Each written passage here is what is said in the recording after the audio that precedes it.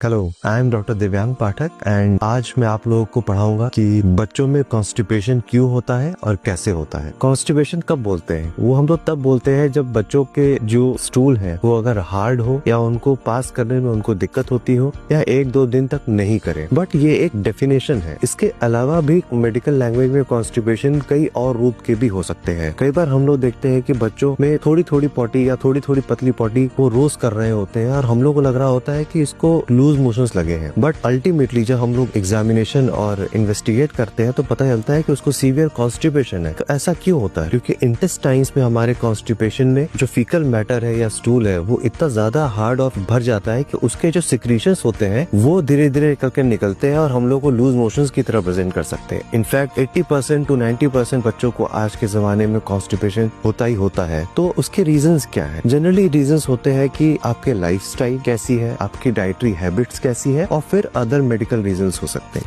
Lifestyle में सबसे ज्यादा इंपॉर्टेंट है कि सेडेंटरी लाइफस्टाइल ना हो। आप कुछ न कुछ फिजिकल एक्टिविटी बच्चा करता रहे, हमेशा बैठा ना रहे, जैसे टीवी देख रहा है, जैसे मोबाइल गेम्स। अगर इसके बाद भी ये फिजिकल एक्टिविटीज अगर बहुत कम कर रहा है या एक ही जगह बैठा हुआ है तो एक मेजर कॉज बन जाता है कॉन्स्टिपेशन का। Other thing is nutrition. तो सबसे बड़ी गलती जो हम लोग कर रहे होते हैं वो ये होता है कि बचपन से हम लोग मिल्क पे बहुत ज्यादा फोकस करते हैं and milk is a major cause of constipation because milk में प्रोटीन होता है और फाइबर्स नहीं होता। तो हम लोग के डाइट में हाई फाइबर्स होना बहुत जरूरी है। तो हाई फाइबर्स में बेसिकली आता है green leafy vegetables, fruits, salads और in fact green leafy vegetables, fruits, salad सब मिला के एटलीस्ट 50% ऑफ द डाइट एक बच्चे का या टॉडलर का या एडोलेसेंट का होना चाहिए, जो हम लोग अचीव जनरली नहीं कर पाते हैं। और दूसरा रीजन ये भी है कि बच्चे क्यों नहीं खा रहे हैं। ये एक बहुत बड़ा मैटर है। हम लोग डॉक्टर्स एडवाइस तो बहुत इजीली कर देते हैं कि आप ग्रीन लीफी वेजिटेबल्स दीजिए, फ्रूट्स दीजिए, आप पानी ज्यादा पिलाइए, लेकिन अल्टीमेटली होता क्या है? पेरेंट्स खूब कोशिश करते हैं कि ग्रीन लीफी वेजिटेबल ये सब खिला रहे, लेकिन बेबी क्या करता है? वो खाता ही नहीं है, वो भाग जाता है या वो थूक देगा, उल्टी कर देगा। तो these things are the real problems जो हम लोग आजकल फेस कर रहे हैं। तो